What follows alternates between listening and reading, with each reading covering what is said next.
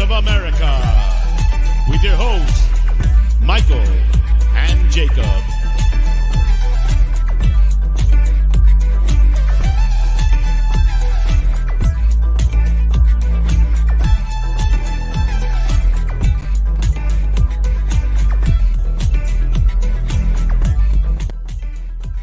Big up. How is everybody doing? Welcome in episode 184 of the Untitled series here on United Spurs of America. Hope you are too blessed to be stressed, as am I.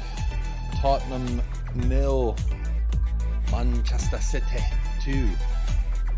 And obviously this has been a disgustingly filthy, disgusting week. I've spent the majority of the week being like, you know, start Mikey Moore, do this with Oliver Skip, do this and that. And I must admit, my own opinion was challenged vehemently when I listened to Ange Postecoglou. And there's actually something I want to share with y'all very quickly off of the top that I just saw while I was waiting for the countdown. And honestly, let me see, it's this tab. And honestly, I think this validates my switching of opinions. It validates it because, you know, Ange made me question, like, do I really want us to lose? And I'll admit, when we kick that ball off, I don't want to lose. I never want to lose. When Tottenham Hotspur score a goal, there is a chemical reaction inside of my soul, inside of my body. When Tottenham Hotspur score, it's something that I can't explain. So naturally, I really wanted us to score. There was opportunities for us to score that we didn't capitalize on. I was actually quite proud of the boys, I must say, because I felt like we put up a hell of a fight versus the eventual Premier League winners. My volume is low. Uh-oh. Let me see. Is that better? Check. Is my mic better? Uh-oh. I just saw the comments.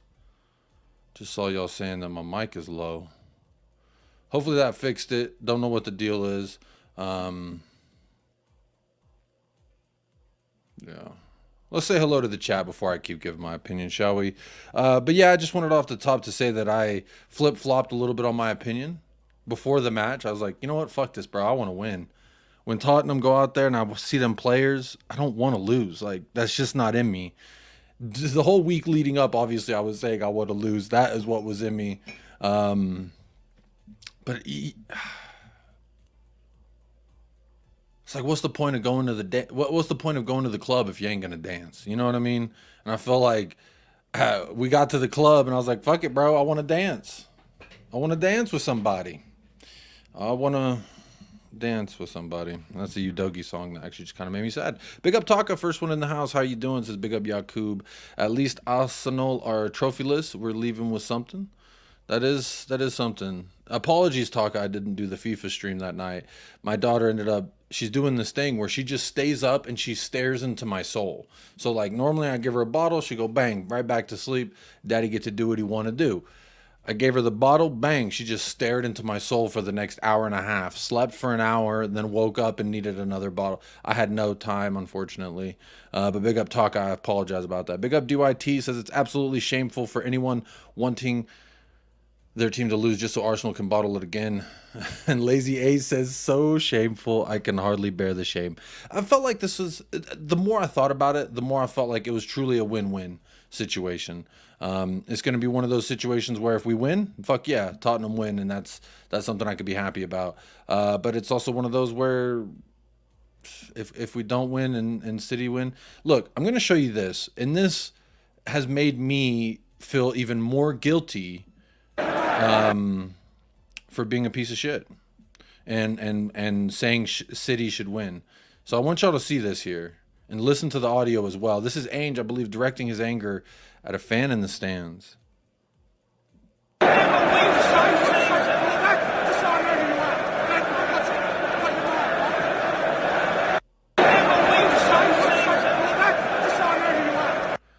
I don't know that I can hear a whole bunch of it, but I hear him say, whose side are you on?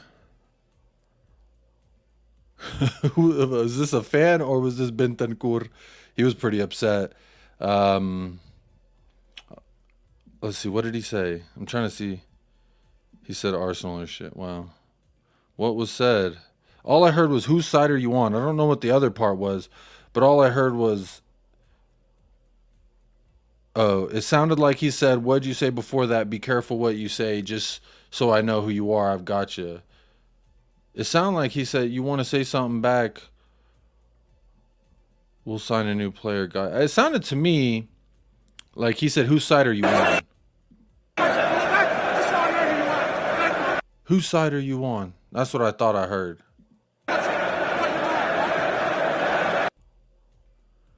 I'm heavily distracted by this man's bald spot. Bro, give it up. This dude right here need to shave his head. I ain't even playing.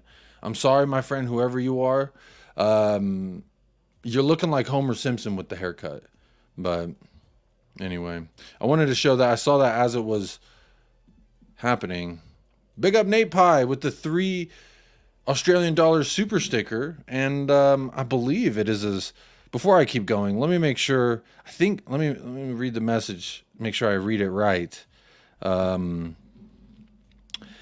Yesterday, let me do this.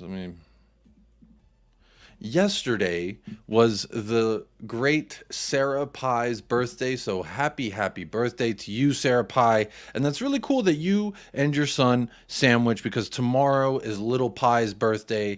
Don't know how old Little Pie is. Don't need to know how old Sarah Pie is. We're going to say 22. Sarah Pie feeling 22. Happy birthday to the entire Pie family. Shout out Nate Pie, of course, for being a sponsor, a friend, and a good human being, and a father, and an Australian, and a kangaroo man. I'm sure there's a lot more I could attribute to your name, Nate, and to the whole Pie family. But big up to all of y'all. It's really been great to been able to call you a friend. Y'all have sent care packages to my family and I. Your monthly support does not go unnoticed, Nate, and your $3 little super sticker. I really appreciate it. So thank you so much. What is the sticker? It looks like an avocado dancing with some grapes. I don't know. But big up.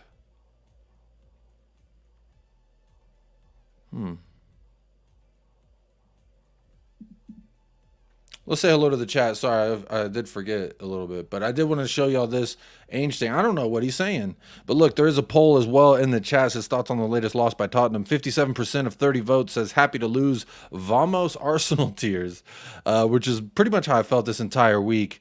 And then I'll say whenever I saw the players walking out, I much felt like I always want to win regardless. So that's what I tried to do. That's what I wanted at the end of the day. I was very disappointed that Son was unable to. I mean, Son one-on-one with the keeper. How many times have we seen that versus City? We've seen that quite a lot. So it's a little disappointed. I'm proud of the players. We played a damn good game, and we still lost 2-0. It sucks, man. I hate fucking losing. I'll be honest. Like, the feeling I have is not excitement. Like, I wanted to come in here and play this. Arsenal, oh yeah! Arsenal, oh yeah! Arsenal, oh yeah! We are the Gunners!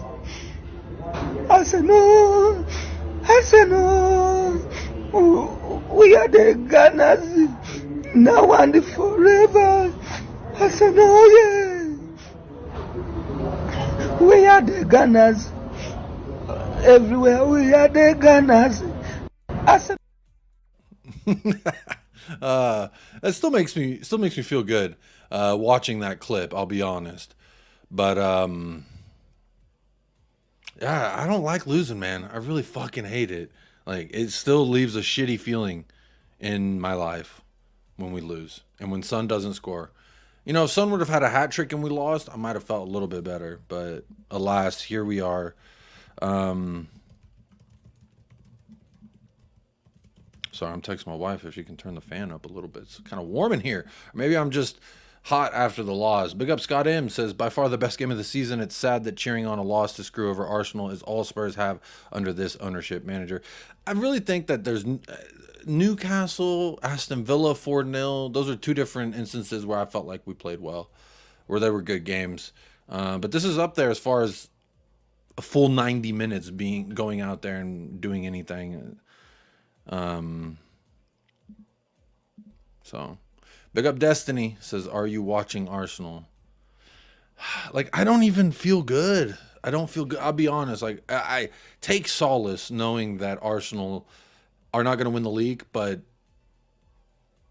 no top. I mean, I don't even want top four, but just like knowing there's no top four, knowing that there's no trophies, knowing that we essentially had a growing season under a new manager and we're trying to like fix things. It doesn't feel great, this loss. So hopefully we smash the fuck out of Sheffield 6-0 in the season on a high. I really hate, like I said in the description, this disgusting week is finally over. And I said it's disgusting because it really is. When I deep it, it's really disgusting. The fact that I was like, come on, City, I want to see this, I want to see that. Like I feel ashamed of myself. I'm not gonna lie. And seeing how upset Ange is and hearing the things that Ange said about it, it reiterates the fact that I probably should feel shitty about rooting against my team this week. But again, at least I can say during the 90 minutes, I did not want us to lose at all. I wanted us to score, in fact, so it's quite the opposite for me. But big up Cursor as well as big up Jacob, my bro. I need Spurs to take this L, though, as a Chelsea fan. Can't have Arsenal winning the league. Look, I think London can sleep well tonight. West Ham, it is up to you. You need to go out there and just accept defeat. And then all London clubs can rest easy knowing that Arsenal did not win the league. Tempest Fugit, good to see you back in the house. I haven't seen this name in a very, very long time. How are you doing? Tempest, my friend, says it's okay to want to lose, but to openly support the other team at your home ground is disgraceful. Never felt so embarrassed and betrayed. I'm really curious if there's anyone who's tuning in who was at the match. Let me know what it was like. Obviously, the atmosphere is pretty dead through the telly. Big up Spursicus. I am Spursicus. We went out on our shield. Good performance by the boys. No complaints. Good performance. We didn't do what everyone on social media wanted us to do, and I'm proud of that. Bottle Jobs, it's the history of the Arsenal. Big up Oresh. Good to see you in the house again. The fans at our ground were a disgrace, says Tempest. That's tough. Excuse me. I'm drinking a carbonated beverage. Don't know how Son misses that chance, though. Hopefully my volume's fine. Wagwan with the ting. City till July. I don't want to sing that song. I have heard the song. I've seen the clips of the people playing that song. And honestly, that's a step too far. Like there's always, in my opinion, there should be a balance. And it's not balanced when you're changing your logo to a city logo. It's not real balanced when you're singing about being city. I will never sing a song about being somebody else. Like, all I can hear in my head is I'm Tottenham till I die. I'm Tottenham till I die. I know we are. I'm sure we are. I'm Tottenham till I die. So fuck the city song. I will sing the Tottenham song. How about that? Big up TKA. Big up Yakub. Big up to you. Everyone predicted you lot getting smoked, LOL. 1-0 before Poro Bozo moment. Yeah, every time we play them, bro, we actually put up a good fight. Pedro Porro, I don't know. I have to watch it again. In real time, it definitely looked like a penalty. But you know Jeremy Doku, he likes to exaggerate. He likes to embellish, so to speak. So, yeah, I don't know. I got to watch it back.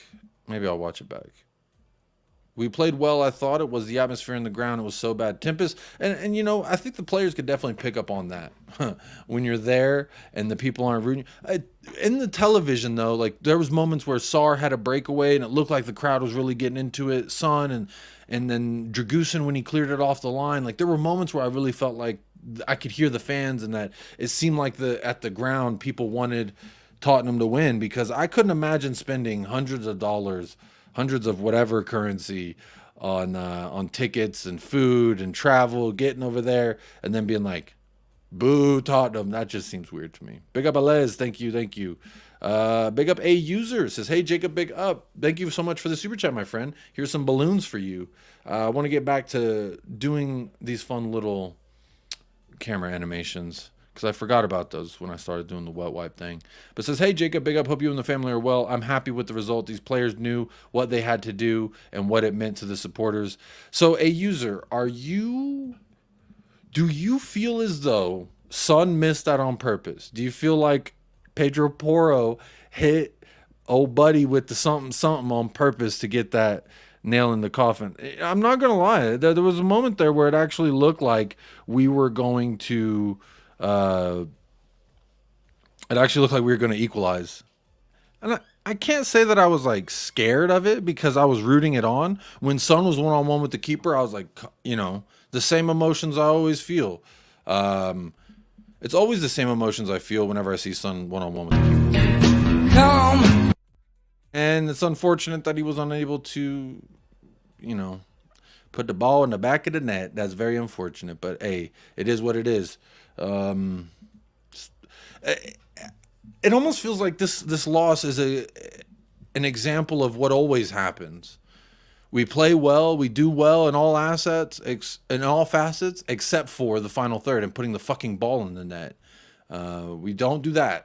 Dunkelstork, Ola from Denmark, Jacob, and good night. Big up, Dunkelstork. Appreciate you being here. Just a reminder, if you are here for a quick time, a long time, the whole time, no matter how long we go, do hit a like on the video. Make sure you subscribe to the channel, all that fun stuff. I know that, you know, directly after a match, there's about 300 channels that are live right now, so I do appreciate all of y'all who are tapping in with me right now. Don't know how long this is going to be. Obviously, everything's very tentative based on my family and the allowances I'm given from them. But big up Dunkelstork, good to see you, my friend. Oresh says if this team had the same performance like that today in the last FA Cup, we would have won that game. Hey, very true. I mean, we did. Let's remember that FA Cup game that we lost versus City. We lost it in the 87th minute, so it wasn't like we were just completely dog shit and they walked all over us. But big up Rich, good to see you in the house, my friend. Big up Rust, good to see you. I was telling someone about your very, very nice comments towards me the other day, so thank you very much for that. Who posted that pic on Twitter? What pic? Do you mean this video? Which pic? Hi, Jacob. Hello, Frank Marcel. Hope you're doing well, buddy. Good to see you back in the house, my friend. Dunkelsdork says, good game from us. Could have easily have won it, but I'm glad we didn't. I do feel... like, tomorrow, I think I'll feel glad that we didn't win, but today it feels shitty. It feels like we lost, man. I hate losing. Richie Shitty was all anonymous in the FA Cup. Poor Richarlison. He's not even around anymore. Ange about to do an Eric Dyer. He about to glide into the stands. Let's watch this again. Whose side are you on? That's what I heard. Just so I know who you are. Is what Dunkelsdorf heard. But look at Ange, bro. He's pissed. He's like, go fuck yourself. Just so I know who you are. Big up Steady as Shark. Good to see you in the house, my friend. But I don't know what was before that. Just so I know who you are. I thought it sounds like whose side are you on? I don't know. Finally, Tottenham put up a real fight. Yeah, we put up a fight when all the fans didn't want it. But I'm glad that we did. I'm actually proud in defeat of the boys for not fucking laying over. Look, on all the rival channels that I went, they all said, oh y'all are just going to roll over for City. Y'all are just going to... You can't watch that 90 minutes and say Tottenham rolled over for City. You can't. So that's not something they can fucking accuse us of. So I guess that's kind of nice. Ange is sounding more and more like Conte in his pressers. I did bookmark something. Ange Postecoglou, let me see, is this? So, big shout out to Haters TV. Hopefully they don't try and fucking dink me on the dinky, but I just want to listen to this press conference. So big up Haters TV. I'll put the link in the description of this video. Ange video link. So that way they know that, hey, I'm still linking the original source. But this is the interview, and I did want to go through this because I was listening to some of it, and he sounds pretty fucking pissed. I'll be real honest, and it makes me feel like I did bad, like my father's real mad at me. Yeah, it sounds like Ange ends it with just so I know who you are. I don't know. Who knows what that's what we're... Can't lie, I don't know who I'd support if my club was in such a case. Absolutely. It is such a weird position to be in. Miles Jednak giving the bloke the evil eyes as well. You have one job, Miles. Find out who that guy is. No, Miles, you have a job, which is defend set pieces. You fraud. Rinse and repeat. Every manager gets disillusioned with the club. Hopefully that's not the case. Big up AJ. Good to see you in the house, my friend. Please like the stream. Thank you so much. Who is Sarah Pie? The wife of Nate Pie. Pie family is a very good friend of my family. So I just want to shout them out. Say happy birthday to Sarah Pie and the little Pie. JC says, hi, Jacob. How you doing? Proud of your team. You know, we didn't fucking lay down. We tried. And, you know, I think it satisfies everyone. People wanted to lose, we fucking lost. People wanted to go out there and show some fight and some heart, and we did. And we still fucking lost. And I honestly felt that way too from the beginning, that it doesn't matter, right? Like it doesn't matter even if we field our strongest 11 and we go out there and try. We lost 4 games in a row. It's very easily possible that we go with our strongest, try our damnedest, and still fucking lose. That is like, was ringing around my head. Like, we had our strongest 11 versus Newcastle, got piped. Had our strongest 11 versus Arsenal, piped in the first half, fought hard in the second half, ultimately not good enough. Chelsea, fucked us. Liverpool, fucked us. Liverpool fucked us. So, that was with our strongest 11. I mean, obviously without Destiny Udogie, because we had fucking Emerson and then Skip and shit. But yeah, man, I feel weird, bro. I feel so weird. 1 win in 5. Yeah, it's shit. I don't like 1 win in 5. It's awful. A couple more goals would have improved their goal difference to bring level. Yeah, I wasn't even thinking about that, honestly. I'll be so real. I don't know what y'all are laughing about. I'm super behind in the chat. Teabag says, I want Ange out. We had a great Man City record at home before Ange. I disagree with you, Teabag. Couldn't disagree with you more. But big up Tempest. Good to see you in the house. Ange Postecoglou, quote, unfortunately, in the last 48 hours, I saw that the foundations are really fragile. It's inside the club, outside the club. Well, you said it, so now let's listen to it. Performance overall, and maybe the atmosphere in general during the game. I thought disappointing to lose. I thought it was a tight game. Big moments for both teams that they capitalised on and we didn't. So you know, that sort of garnered the outcome that happened, and yeah, so disappointing to lose. Yeah, I feel disappointed to lose as well. Talk a little I agree with bit him. about the way you set up and the positives. And I agree with his assessment. Big chances for both sides. We were unable to capitalize. It's disappointing that we lost.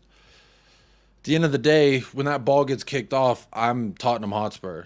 And I want us to fucking dominate. I want us to fucking score. And I want to be filled with the joy that I get filled up with every single time that we score. Come. And it's unfortunate that we got to just wait for Sheffield. But let's see what else Ange has to say here. Big up Dermot. I see Dermot in the chat. Hello, how you doing? It says disappointed we're not getting Champions League, but 5 great for this season. I do agree. The Champions League, I'm not gutted. I will not lie. I'm not gutted about the whole Champions League thing. That's just me personally. You're allowed to be gutted. I just don't really care, because there's nothing anyone can say, oh, Champions League lures better players. I think that's a myth.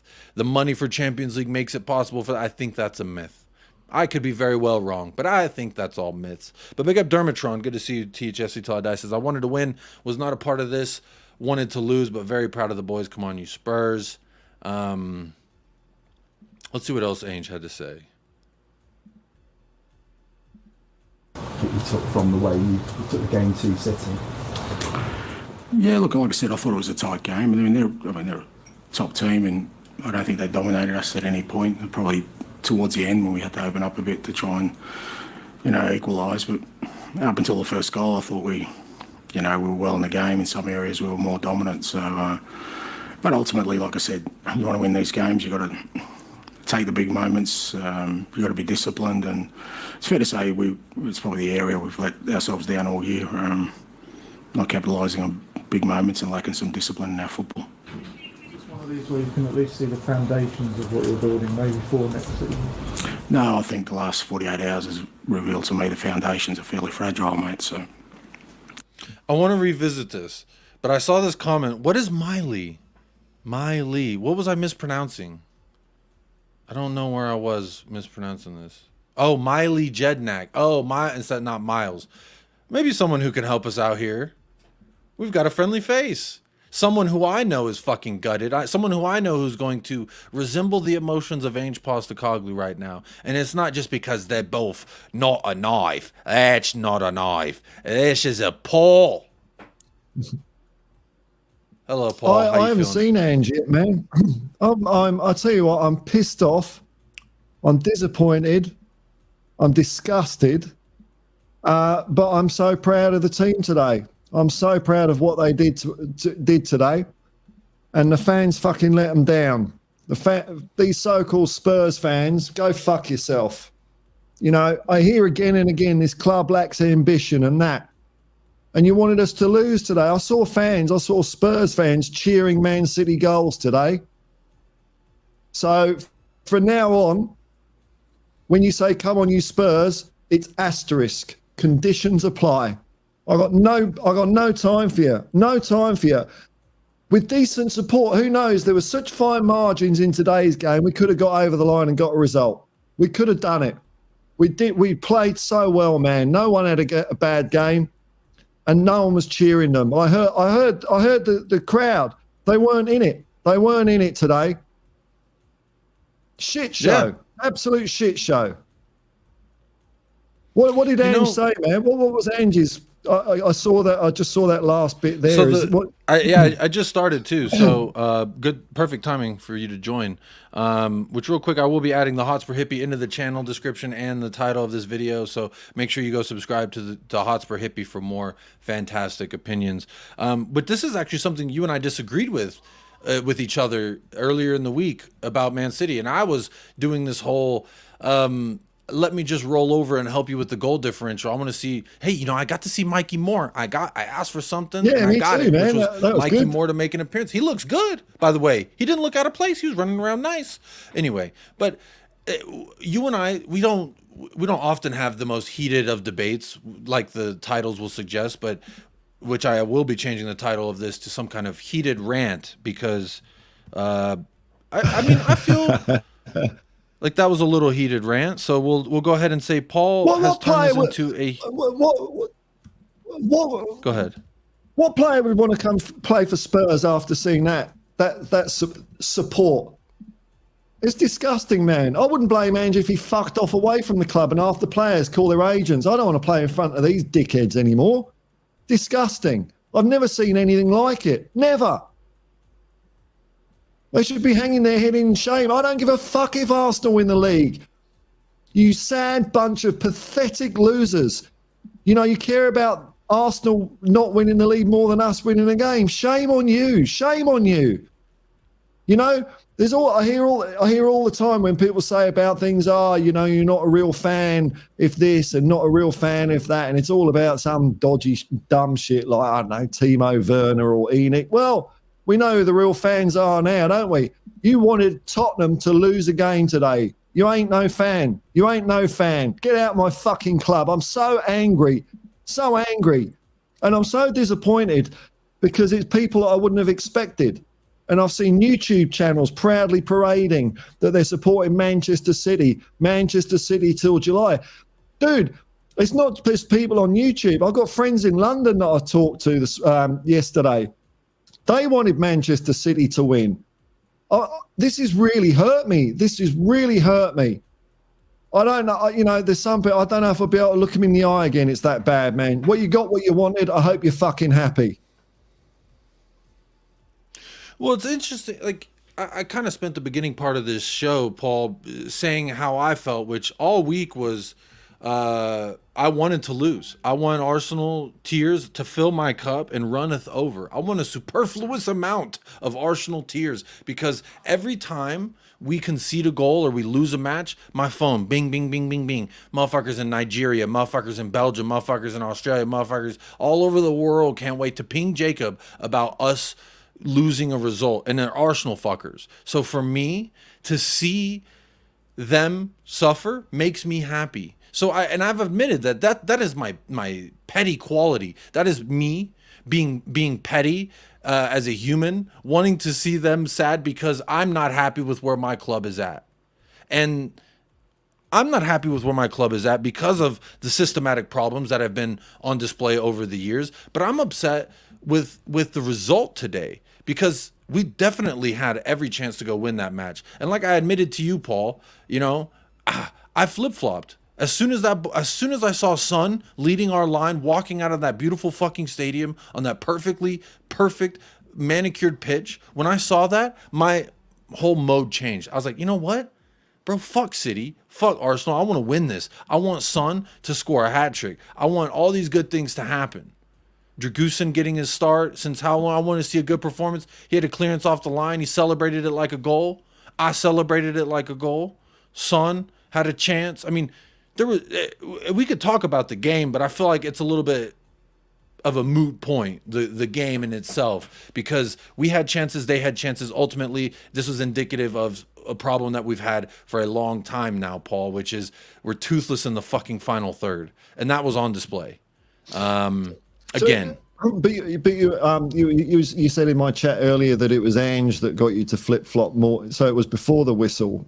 It was Ange's press conference that so I had built my opinion. It was this house. I built it, and I had this house of my opinion. I want to lose so Arsenal can cry. And then I heard what Ange said, and it wasn't necessarily what he said. It was how he said it, in the mannerisms and the way he seemed like a dad who was disappointed in me as a fan for even questioning us, our sporting integrity. And it's fun to joke, and it's fun to I started the show, Paul, saying I wanted to get up here and laugh and have a good time because we lost and play videos like this. Arsenal, oh yeah! Arsenal, oh yeah! Arsenal, oh yeah!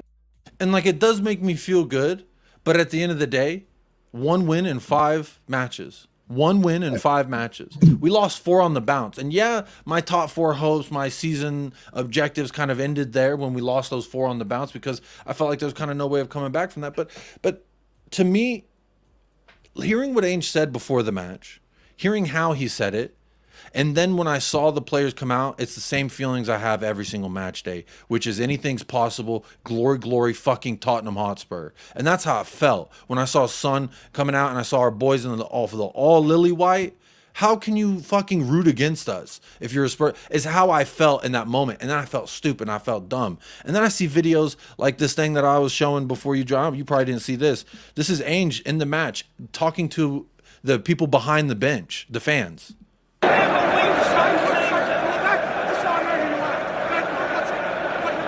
Fucking right. I don't know what he said, but it sounds like he's digging into him and saying, whose side are you on? Yeah. Like, what are you fucking cheering for? There were just so I know who you are. There were fans wearing a sky blue away shirt that we got, you know? Disgusting. What? So have you gone through much of Ange's post-match? No. Would it be stretching a thing to see it from the beginning, or because I haven't seen it yet, man? No, I'm 1 minute 24 seconds in, so we'll start this over. The question was just like, what did you think about today? Basically, the first question was. Okay. Oh wait. I realized I wasn't sharing the tab, so here it is. Disappointing to lose. I thought it was a tight game. Big moments for both teams that they capitalised on that we didn't. So that sort of garnered the outcome that happened, and so disappointing to lose. Ange's a pretty good performance though. I mean, can you talk a little bit about the way you set up and the positives that you took from the way you took the game to City? Yeah, look, like I said, I thought it was a tight game. I mean, they're a top team, and I don't think they dominated us at any point. And probably towards the end when we had to open up a bit to try and, equalise. But up until the first goal, I thought we were well in the game. In some areas, we were more dominant. So, but ultimately, like I said, you want to win these games, you've got to take the big moments. You've got to be disciplined, and it's fair to say it's probably the area we've let ourselves down all year. Not capitalising on big moments and lacking some discipline in our football. It's one of these where you can at least see the foundations of what you're building, maybe for next season. No, I think the last 48 hours has revealed to me the foundations are fairly fragile, mate. So. I know what he's talking about there. I want to rewind that again. Let's listen to that part again. He's talking about us. So he's talking about the foundations at the club. He's talking about us. He's talking about us, man. He's talking about the fans. Maybe for next season. Look at that fucking face, bro. He is pissed. Look Absolutely. at it. He's out there bleeding, sweat and tears for the club. Sweat and tears. And what does he get? Yay, Manchester City. Apparently the fans were cheering after the game. Happy. Fucking losers, man. Fucking losers. I think the last 48 hours. I've never been so You can say disgusted with. I've just never been so disgusted with Tottenham fans in my life ever. Anyway, sorry. Carry on. Let the big man speak. No, it is like I'm sympathetic to both sides. I'll be real honest. I'm not trying to fence it, and I'm not trying to play both sides of the fucking coin here. I'm genuinely, because all last 2 weeks I've been like, you know what? When we lost fucking versus Chelsea, I was like, fuck it, bro. I don't even care anymore. Let's lose to City. Fuck Arsenal, because I felt miserable and I wanted them to feel miserable. And how great will it be to turn around to Arsenal fans who've been, getting all hype all year, to turn around to them and to say, you went home with as many trophies as Tottenham have, and all year in these last 2 years that y'all been challenging, congratulations. But that again is coming from a place of misery where I haven't won. I haven't won, so I don't want you to win. And it's That's like what you right. said earlier, Paul. It's like that weird mentality of like a guy, like, if I can't date the woman, then no one will date the woman. That's kind it. of, and that is an unhealthy, that is a toxic trait in a relationship. So I could see. And I heard you, and like I agreed with everything you said, Paul. Even when we had our heated debate on the wet wipe lounge, I still felt like though, like all of that changed when I could see what the message was on the inside, and that's whenever Ange did his press conference yesterday, and then I saw him.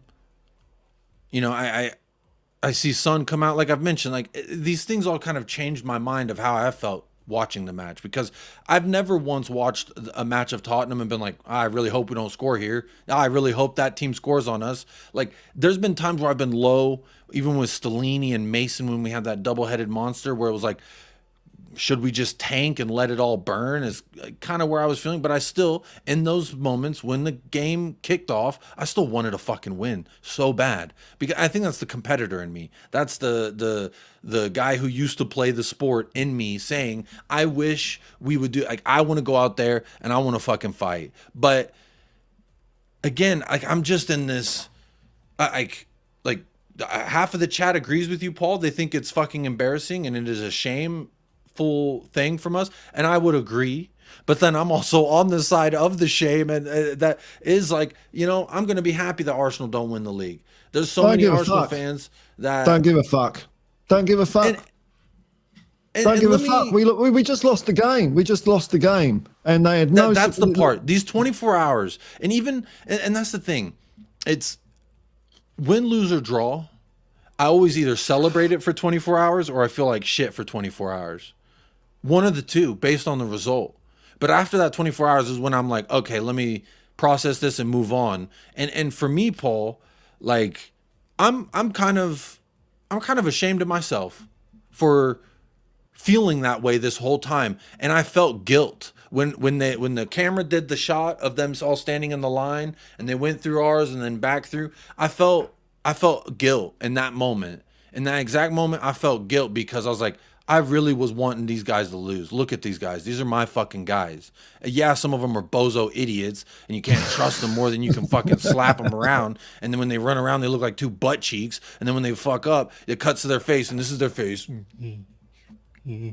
Yeah, and it pisses me off. But at the end of the day, it's like having a fat friend. You can't call him fat. I can call him fat and make fun of him being fat. That's my friend. But you don't know him like that. You can't talk about him like that. And it's like I felt guilty because I was allowing and partaking in the opposition calling my friend fat. And I felt guilty for that. So for me, that there's something you said on your watch long. I did briefly tune in. I didn't watch the whole thing over there on the Hotspur Hippie. But when I briefly tuned in, there was something that you said in there, which was, I'm forgetting it now. Memorable. Yeah, it was very memorable, but I'm forgetting it now. Oh, that's right. That how can I sit here? And I felt like it was targeted to me, but I think it was a broad statement where you said, how can we sit here and call for the Eric Dyers and all the losers to leave this club, but then when the weather's right, oh, let's be a loser today. That's Bullshit. right. You That's want us to right. go back to what we were, which is this loser. And Yeah. to me, it's like I feel as though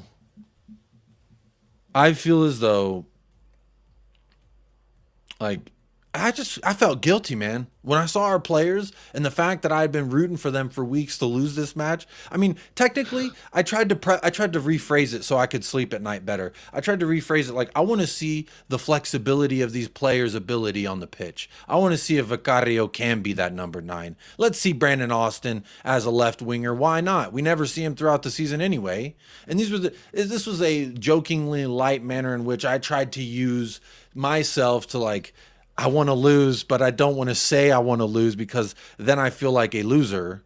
But I did. I felt that way all week. I felt very adamant. I don't want to win this. But literally, I keep saying this point over and over, and I say it because I just feel inauthentic and I feel guilty about it. Again, like, how could I, as a Tottenham fan who spends money on Tottenham merch, wears the Tottenham shit, I adjust my entire family's life to watch, stream, watch along, whatever the fuck, in regards to Tottenham, and I'm going out there hoping that they lose. I feel pretty shameful. But then, you know, hey, you catch me on a different day, I might have been like, hey, I'll be the most shameful, dirty bastard you ever heard of, as long as Arsenal. That's what I'm in this weird position. So, but let's get back to the press conference, because I feel like Ange solidifies me, or not solidifies. What's the word that my wife always uses? Ange validates why I flip-flopped. Ange validates, she just giggled. Ange validates why I flip-flopped my opinion. Because look at his fucking face. Yeah. And when it was full-time, bro was gone. Yep. Let's see. 8 hours has revealed to me the foundations are fairly fragile, mate, so that's what I feel. Who's that to? I just think that's, like I said, the last 40 hours has revealed a fair bit to me, and that's all right. That just means I've got to go back to the drawing board with some things. Ooh, shit. Now that sounds a little. That sounds got to go back to the drawing board. What do you mean you got to go back to the drawing board? What are you gonna draw up? What was on the drawing board that you're like, I'm gonna go back and I'm fucking changing it now because you're a little bastard, is how I interpreted that. No, I think he might be. I don't know, man. He might leave. You think he'll walk? Well, let's see what else he has to say. Let's see if he gets more specific. He could be in his own personal drawing board, you know. Because he did adapt. He did adapt his tactics today. We can't say he didn't. This whole, oh, does he adapt? He doesn't adapt. He's too stubborn and he's too this and all the things, naive and this and that. Bro. Interested, mate. Don't care. Yeah, I mean, not interested, mate. Don't care. Oh, he asked him something about Arsenal. He said, I'm not interested, mate. I don't care. Who gives a fuck? They're irrelevant. Is that inside the club or around? Outside, inside, everywhere. It's been an interesting exercise. Bro, he is pissed. And I'm part of the reason why he's pissed. You are. You are, man. I'm gonna rewind that again. I want to hear that. I want to hear him say this. I've got to go back to the... Not interested, mate. Don't care. Is that inside the club or around? Outside, inside, everywhere. It's been an interesting exercise. It's just my observations, mate. I'm not going to tell you because it's for me. I'm the one that's got to do it. So, you know, you can make your own fairly sort of accurate assessment of what's happened. And I understand I probably misread the situation as to what I think is important in your endeavour to become a winning team, but that's okay. That's why I'm here. Set in your summer plans, you talked a lot about how you've been doing. From the way you're talking, do you think you might have to change it? No, it's got nothing to do with summer plans. The summer plans are there. coming back to this Sure. topic, we kind of assume that this is kind of what you're talking about is tied up with the Arsenal rivalry and everything that's gone around. I'm just not interested, mate. You know, and maybe maybe I'm out of step, but I just don't care. I just want to win, and I want to be successful at this football club. That's all I was bought. So, what other people, how they want to feel, and what their priorities are, of zero interest to me. I know it's important to build a winning team, and that's what I need to concentrate on. Fans have rolled on the team many times during the season, but it was a notable subject, so you see that affecting the team. Of course it does, yeah. No, it is what it is, mate. I can't dictate what people do. They're allowed I think he's going to express themselves any way they want. But yeah, when we've got late winners in games, it's because the crowd's helped us. You hear that? He says, I'm not trying to tell you how to feel, what to say, what to support, but those times when we've gotten goals as late winners, it's because the crowd has been supporting us. Almost alluding to the fact that there was no crowd today to help push us on. I think he's going, man. Look at him. I don't think he's going. I don't think he's going. Why the fuck would you manage a club with a shithouse supporter base like that? What the fuck are you doing it for? Because you know those cunts are going to be there next game. They might be cheering you next game. I mean, what does that make a difference? You know? I mean, it's all well and good, you know, he comes in and rebuilds the team and the culture of the club or whatever, but you can't change 30,000 fans or however many cretins were in the crowd today, and online and on Twitter and in your chat. You're a bunch of fucking losers. That says to me, that's the reason why this club doesn't win anything, because you've got no bloody spine. You care more about the other teams than you do about Tottenham. It's pathetic, absolutely pathetic. And this has got nothing to do with top four. I've had all sorts of shit thrown at me in the last few days because I've been one of the few people that have said that I want Spurs to win this bloody game. And I'm not a real fan. Who's the real fucking fan now? You? Cheering Man City, changing your logos to Blue Moon, all that bollocks? What a bunch of shits. Absolute shits. Someone changed their logo to Blue Moon, like the beer? Yep. Changed it to Man City song. Yeah, a Tottenham club, a Tottenham fan channel changed their logo to Blue Moon. Wank. Brother, what's that? What's that, brother? So, and I've had this, saying that the reason I want us to win is, you just want top four. That's a loser mentality. It's got fuck all to do with top four. I wouldn't have cared if we were mid-table. I still wanted to win this game under these circumstances. I just don't think people understand fucking football anymore. I really don't. Really don't. And I can see you lot commenting. I mean, hang your heads in shame. Hang your heads in shame. You call yourselves fans? You wanted us to lose today. So disgusting. On Twitter, Paul, Danny just sent me this. There was a guy who says, I mean, this is from a guy who says they're the source, and they also do like transfer news and shit, which they've been wrong. They said like we already signed Adama Traore when we didn't, so I've never forgiven him for that. Getting my hopes and my heart up. But they replied to the tweet that I was showing earlier, this one, with Ange yelling at the fan. And it says, I was there. The fan was telling Ange to throw the game throughout the entire game, and eventually Ange lost it at him. Yeah, good. Let me see. Should kick him out the ground. What's he doing there? Yeah, so this right here says, I was there. The fan was telling Ange to throw the game throughout the game. He eventually lost it. Disgusting. I don't give a fuck what you people are saying about me in the chat. I really don't. You mean nothing to me. Nothing. You are absolutely irrelevant. People in the chat saying, I'm this and I'm that. I don't care what any of you say. You lot might as well be Arsenal fans. You're totally irrelevant to me because I know you don't support the team no matter what. No matter what. Fucking losers. Pussies. More worried about other people's lack of success than our own success. We're trying to build something here. trying to build something here. You're so bloody weak, mentally weak, just in it for the clout. The lot of you.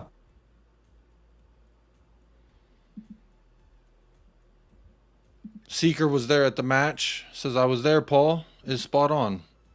So I mean, Paul, I feel like there may be people upset with what you're saying because of their opinions, and there's probably don't give people a fuck. Fuck them. that agree. Fuck their opinions. Fuck them. I'm so. I don't care. Why do I care about opinions of people that don't support the club? What? Irrelevant. Come on, bring it on, folks. I don't give a fuck. Can we see more of Ange? Yeah. Sorry, I got distracted. Fuck this lot in your chat. Big up those in the chat. You're allowed to agree or disagree with anything Paul says. Just going to sort my camera out a little bit. It's a bit. The sun coming in? Is that what's going on? You're slowly getting taken over by the.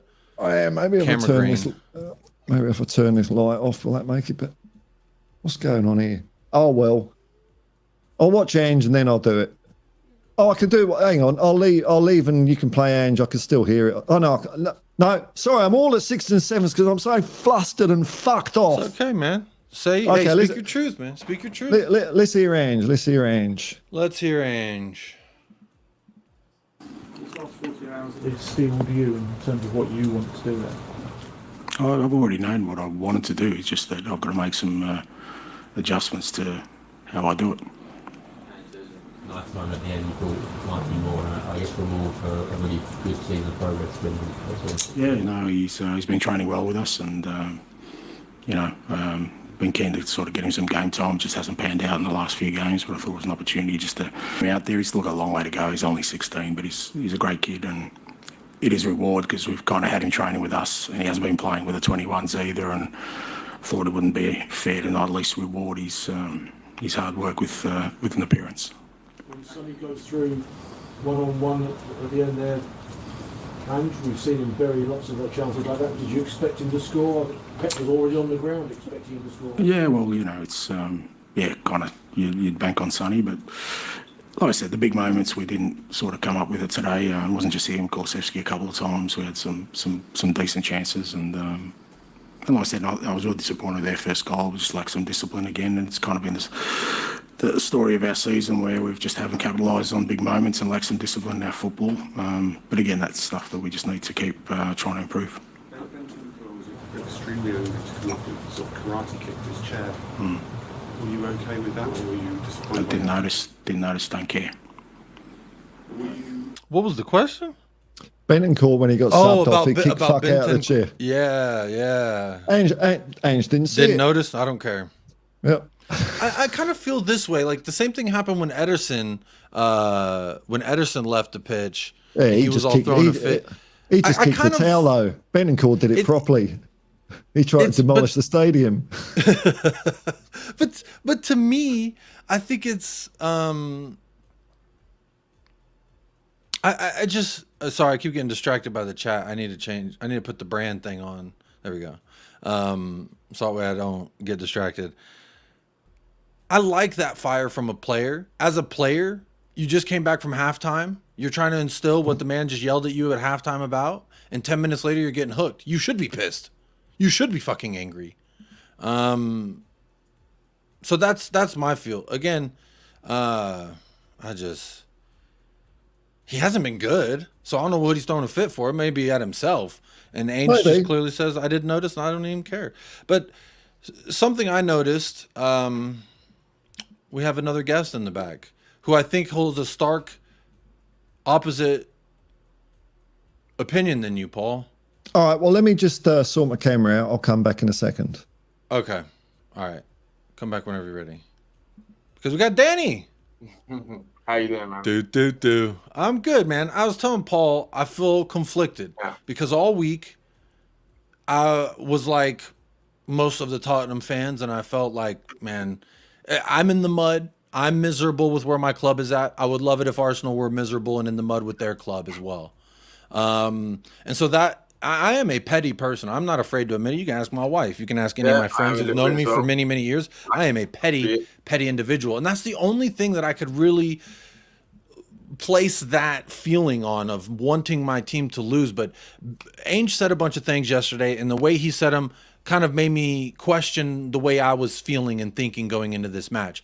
And then I was telling Paul and everyone, you might have been listening when I said it, but when I saw the players, I felt genuine guilt for wanting them to lose. I felt genuine like remorse for feeling that way. And it was like, systems go. Fuck them, bro. I want to win. Son, I need him to score. Dragusin goal line save. I celebrated it. Like, I always wanted us to win when we kicked off. But for 2-3 weeks prior, I was like everybody else. I want us to lose. I'm in the mud. I want them in the mud. I want all of us in the mud. But just for the record, Danny, how do you feel about, what was your answer to the poll? Because obviously there's a poll in the chat. Get your votes in. Hit a like on the video, etc. I didn't actually see the poll. The poll says thoughts on the latest loss by Tottenham. Right now, 45% out of 143 say happy to lose, vamos Arsenal tears. 20%, tied on 20%, says proud of the team and gutted to lose. And another 20% says I always wanted to win regardless. And 16% says Tottenham were always going to lose anyway. Yeah, like I just want to say hi, Paul, as well. Nice to see you. It's been a while. But yeah, big up. Glad to have you on. Throwing you right into the fire. No, I'm of the opposite opinion of Paul. Right now, I heard what he was saying. Now, first of all, I don't agree with what people were saying in the chat to Paul, because it's his opinion. He can have whatever opinion he wants, and he's not less of a fan for having that opinion. Right? Everyone is valid to their own opinion. It's just how Paul's been a fan since before I was fucking breathing, since before my parents even got married.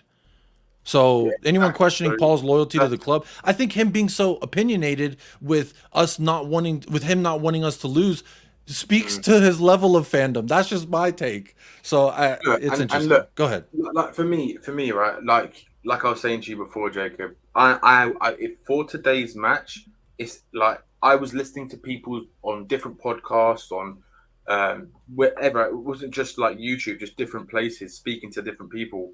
And I was hearing fans of similar ages of Paul's, like who have been a fan for a very long time, and some of them saying they've been to. I heard fans saying that they go to home and away games, and it's the first time in their life they've ever felt like they wanted to lose a game, right? And stuff like that. But for me personally, look, I'll say it as it is. As I will always be honest with my opinion. I wanted Tottenham to lose today. I'm not shameful for it. And the reason why, personally, is because I could not stand to see that smug, arrogant prick's face smile when Arteta lifts the Premier League trophy. For me, that was why I didn't want Tottenham to win today. Because for me, and also, I'll tell you why, I don't want Champions League football. Because first and foremost, I do not think Spurs are ready for Champions League football. They are nowhere near ready for Champions League football, in my opinion. We are way off it. I think we need about 9 or 10 players before we actually got a squad capable of actually being able to compete in the Premier League and the Champions League and other cup competitions at a consistent level, right? If you account for injuries and stuff like this. So for me, I actually wanted to be in the Europa League purely because I feel for us right now, we're in a stage of our development. I personally, so where we are now, I think Ange has actually had a good season, right? And what's annoyed me about a lot of the fans about how they've kind of changed so quickly about Ange and turned on him. Some fans have. I haven't turned on Ange at all. I still back him fully. Obviously, what we've seen today, up to a point, yeah. But I think what we've seen today is he's obviously realised a lot of things about this fan base, the club mentality on and off the pitch, and I think he's sending a strong message to everyone involved at Tottenham, whether that's a fan, the board, staff, I think the players. He's sending that message saying, you're either with me or you're not, basically. That's kind of the whole gist of what I got him saying today at the press conference after the game. It's kind of like that. And I think that's also to the board. And what Paul was saying about potentially he might actually walk out, I genuinely think if the conversations are had with the board and they're not matching what he actually wants to do, he said he's realised new things in the last 48 hours. Don't put this on the board, man. Don't put this on the board. It's on the fans because you're fucking letting down today.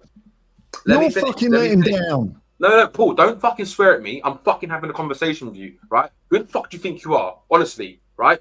I have my own fucking opinion. You can have your own fucking opinion, right? Yeah, you don't support Spurs. You don't support Spurs. No, That's I true. support Spurs just as much as you do. Just as much as you do. I think no, you don't. I think everyone supports. We just support in a different way. So I don't want y'all two to get pissed off at each other. I by no means wanted to make this like a getting angry at each other. I would like to hear both sides. Sorry, Danny. All right. Okay, fair enough. All I was saying was my opinion, and you're fucking swearing at me like a fucking idiot, right? I'm just having a conversation. Don't call. Hey, hang on. So, Danny, let's not do any name call. So I don't want you to call him an idiot, and Paul, I don't want you to call Danny. I don't know what you may have called him that I didn't hear. But I do want to respect. I agree. So Paul, if you could let Danny get his point out, and then no worries, give me your side, because I genuinely I want to hear both sides of the argument, because I've felt both sides of it throughout the entirety of these 2 weeks and today. So and I think that there's a clear topic of discussion here in regards to how people felt today. And I've always said, I don't think, even whenever I hadn't flip-flopped on my opinion, I always said, no matter what you feel, if you're a Tottenham fan, then I respect your opinion, and you're allowed to feel that way, whether I agree or disagree with it. But where was the point that we got left off? Because I do want to try and keep this as civil as possible, but I do want y'all to have your ability to say what you want to say. So I'm really just babbling on to help the air continue to cool down, and we all feel good. It's all cool, man. It's all cool. It's all cool. I'll back off. Me and Paul, good. I'm just saying, I don't take to people swearing at me, right? When okay. All right, let's move on. I apologize for that, man. Cool. Yeah, I apologize too, but I'm just saying, if you want to debate what my opinion is, that's fine, no problem, right? You can debate that. So let's. I'm just saying, in my opinion. Do you remember where you left off, Danny? Because I don't. No, I think Paul knows that he shouldn't have swore at you while you were just talking about your point. He apologized. Let's move on. So where were you at? I want to make sure you get your opinion out too, Danny, because I think that it still represents you, and I care about your opinion. I like you, and you're my friend. I like we you were as well, texting Danny. it full time. So as well. That's why it fucking annoyed me, you idiot. Listen, right. All I'm going to say, look, I was shameless today because for me, I just cannot stand to. Lucky I don't live in North London anymore. Right? I live abroad. So I'm glad I wouldn't have had to sort of gone through if Arsenal won the title, right? But in order for Spurs to actually give them a hand in it, for me, it didn't really matter. It was a win-win for me. If we lost, we weren't getting Champions League. I didn't really care about Champions League football because for me, that's always seems to be the end goal of this club is top four. I want to do what Ange wants to do, is build something different, right? That we haven't had before, right? For me, I think today's interview after the game, what he said, it was like he was telling everyone, including the fan base, you're either with me or you're not, right? It was directed with everyone, the staff, the players. I think he wants to have conversations in the next few weeks or next 2 weeks with the club, with the people around him, to decide what is the plan. What do you want to do? Do you want to follow what I want to do? Because he was saying that he's got things he actually has to change for the way he wants to do things now, right? So for me, I just see it as let's see what happens. But I agree with Paul. I actually think that he's kind of alluding to, if no one's going to follow what I want, I'm gone. And I don't know, Paul, you might know, has he not walked out of a club before in Australia? I think he left. He quit the Australian national team after he qualified us for the World Cup, because he got so much criticism, all the same criticism he gets today, by the way, about being one-dimensional. And he got to the World Cup and he said, right, I'm off to Japan. Yeah. And honestly, I do think that there is potential. And I swear to God, if Ange Postecoglou leaves, I'm just going to be a fan from afar, but until that owner goes, because I think Ryan Mason will be the next manager at Spurs, in my opinion.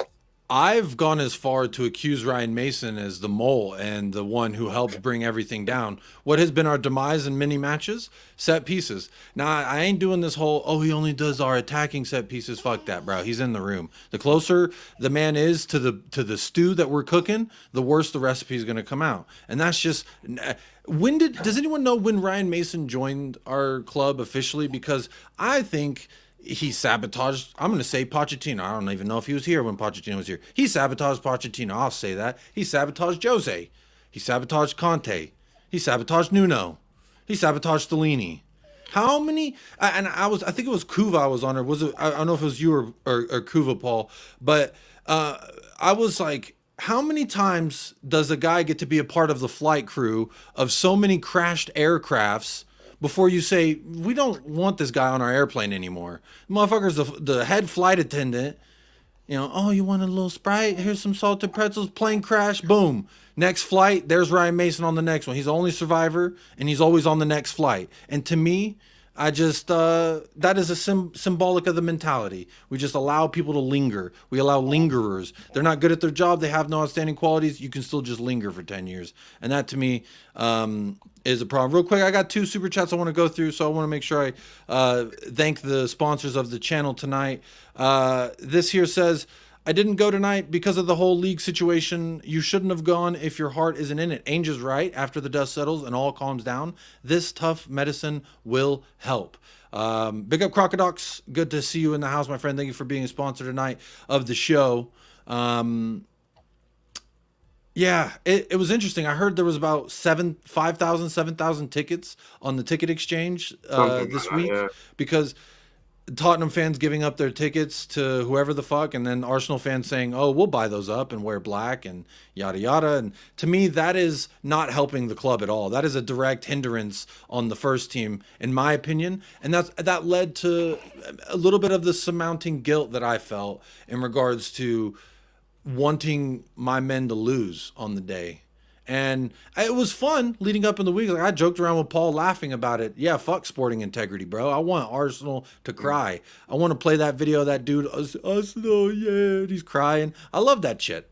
But when I saw the players, again, I keep going back to this because it's just like it's burned in my mind that I feel like I was a traitor. I saw the players walking out into the pitch, and I was like, wow, I feel like a piece of shit.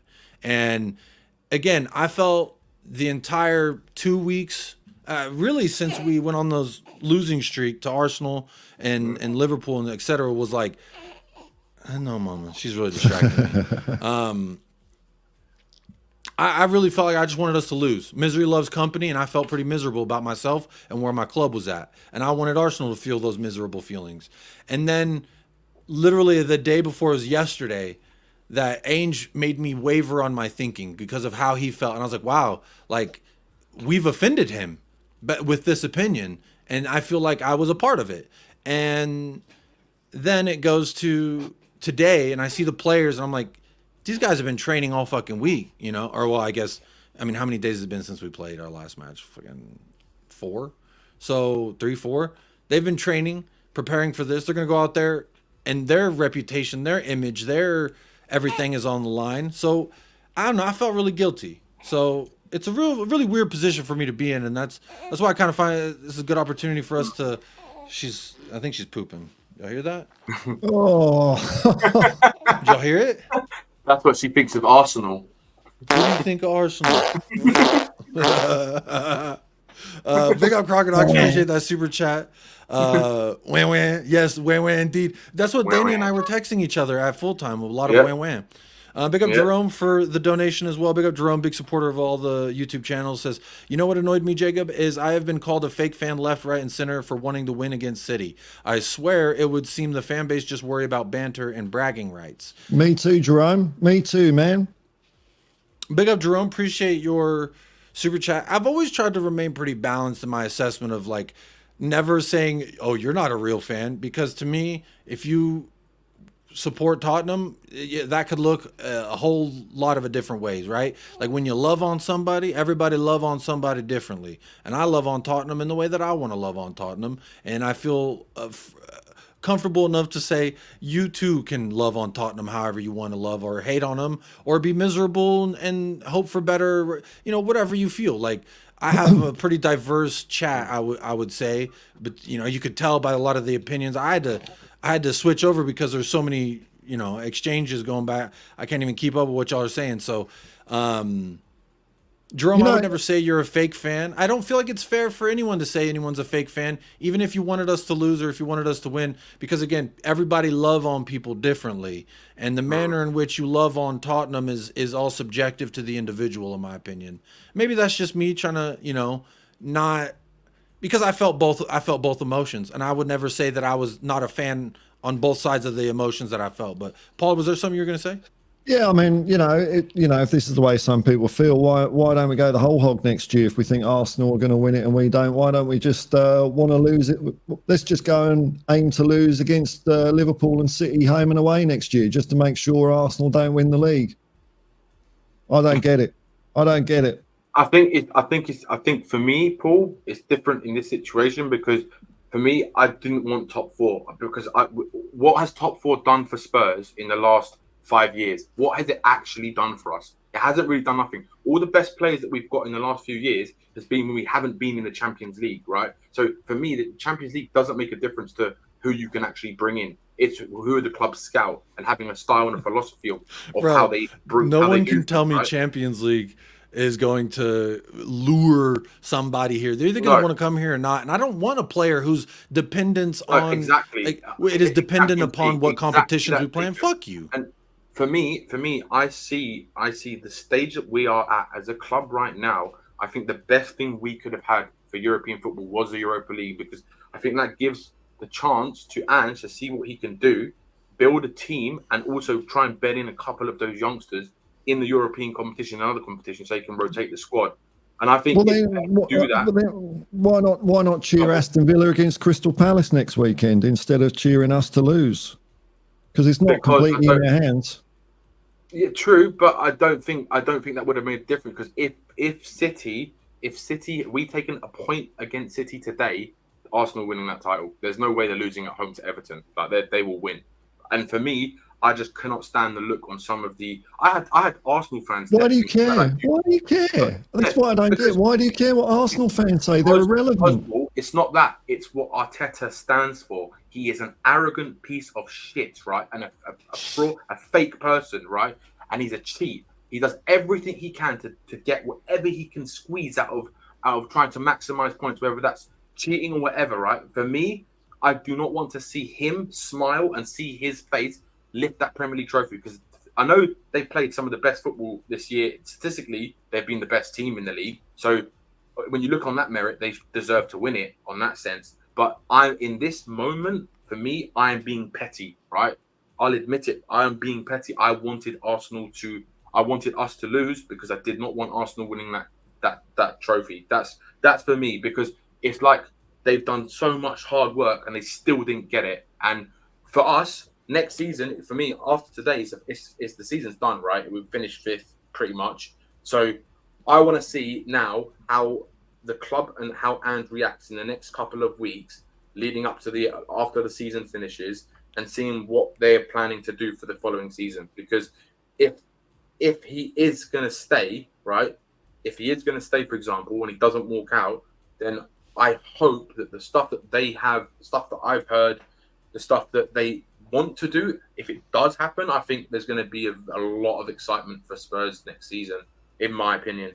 And I think that I've seen so many fans reactionary in terms of, oh, Ange is this, he's not good enough, he's not tactically aware and all this kind of stuff. I think today showed he was definitely tactically aware of what he can do to change things.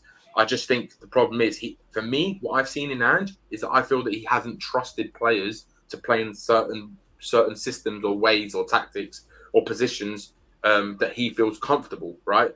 And I think the reason why we've kind of dropped since that first 10, 15 games is because I think there hasn't been a full continuity between the whole club, the squad, and the players within the team, that everyone's driving in the same direction. I mean, look at it. You've got Højbjerg basically wanted to leave in the summer. Gio Lo Celso, don't know what's going on with him. You've had Reguilon, who's pretty much gone. You've got Sessegnon, who's still on the books. He's probably going to go. You've got Ndombele out on loan. Ben Davis has been there for how many years? 10 years now. There's a lot of things that need to change at this club, and I do think Ange can do that, and I do believe that. We've started that process. Ange did something I haven't seen two world-class managers be able to do at this club, and that's get Eric Dyer the fuck out of here. Get Davinson Sanchez the fuck out of here. Not just that, I agree, and not just that. That is a big start to showing it. Also, the fact that this is the first time since Pochettino that we've had a manager finish a full season, right? This is the first time since Poch. So for me, it's also a sense of maybe there is more belief in Ange with the board, like the board believe in him more than they have the last couple of managers. And that's why I feel fans need to be patient, and because Tottenham fans want to win things right now. It's not going to happen like that. We are not in that situation to achieve stuff, right? It's not. We need to build something. Ange has been saying it himself. We need winning mentality everywhere, across the whole board, right? Including the fan base. That goes for the fan base as well. So right? let me ask this then, Danny. We do need that. Doesn't wanting to roll over today go back to the mentality of being weak like we were before? If we're trying to change that mentality, what kind of message does that send that the entire most of the populace was like, be losers today? That's not winning mentality. That's not losing. Did you see what Brennan Johnson said before the game? Because he was asked about, listen to that guy, but he was asked about, the mixed feeling of fans, and he says, yeah, some of that's got through. So yeah, I think so. When you've got that's an indictment.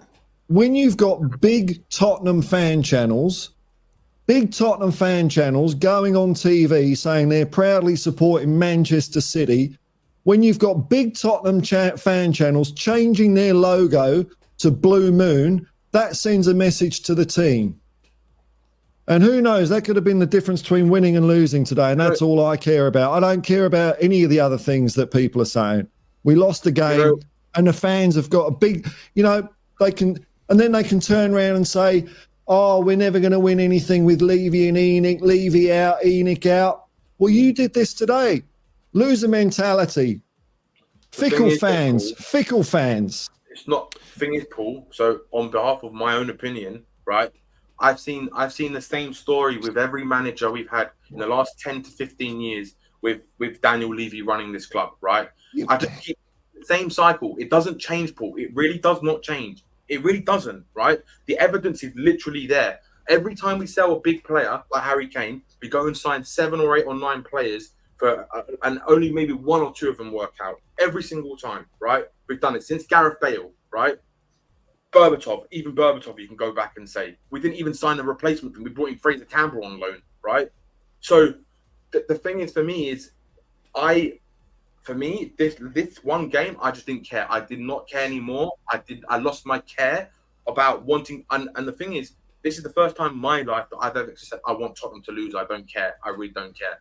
And it's difficult because when you're watching the game as a fan of the club, when the players walked out, Danny, because I felt the same fucking way all weeks leading up. But when you saw those players, it didn't change anything for you. When you saw that lily white uniform, it didn't change anything. I'll tell you why, because it's the same players that didn't turn up for the North London derby and we rolled up 3-0 down at half time, right? The same players that played so poorly at Chelsea, the worst Chelsea team I've seen in over a decade, right?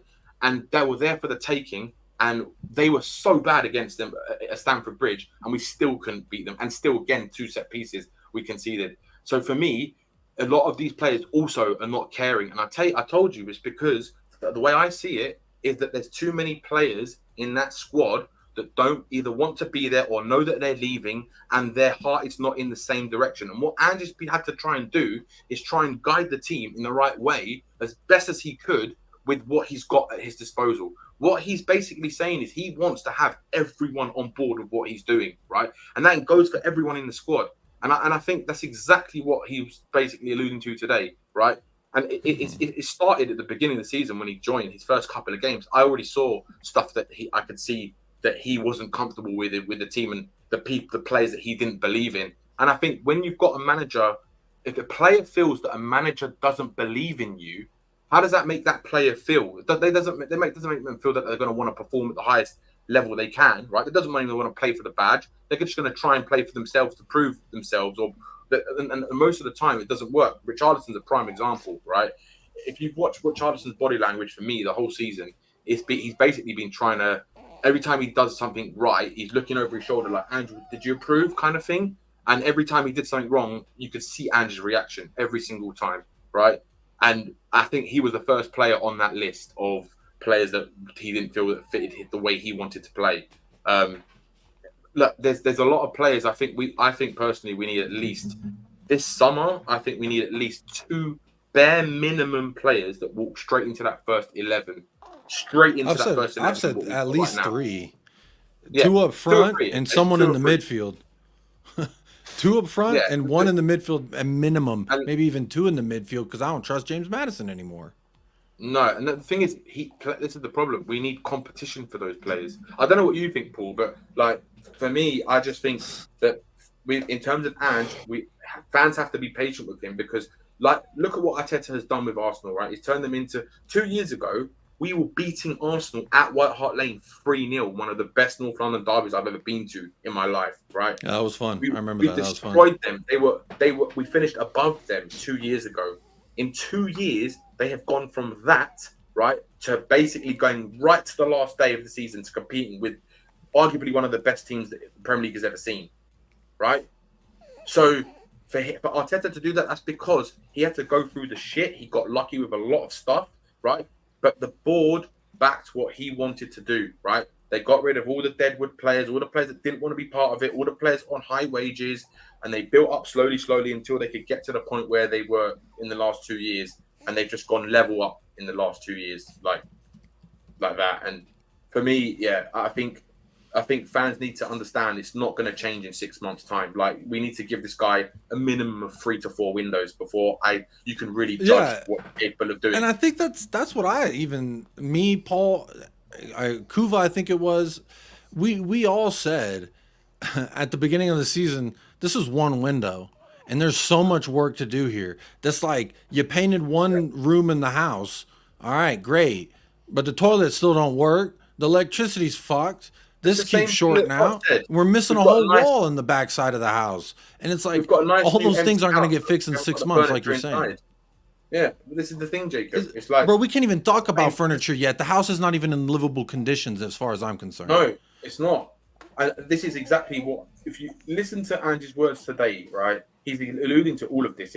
This is how I perceive it, right? He's alluding to all of this. Like, the foundations are still not there yet with this club. And this is everywhere, inside and outside the club, on the pitch, in the boardroom, in the staff room, on the team sheet, everywhere, right? And it's going to take time for him to build it. And and I think what he's trying to say is I think what he's alluding to is if the fans are not behind him and pulling in the same direction. And I get it, I understand it, but look how many fans today. Like, I've never heard that stadium so quiet. Watching from the TV, right?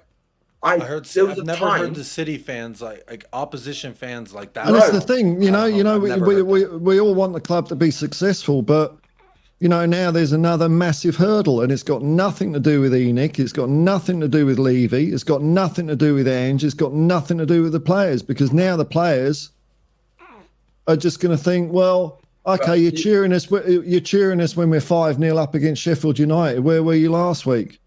Can we rely on your support unconditionally? No. They know now that a lot of the fans are conditional Spurs fans because they care more about Arsenal not winning the title than us winning. And I think today is incredibly damaging for the side and the club. Incredibly damaging.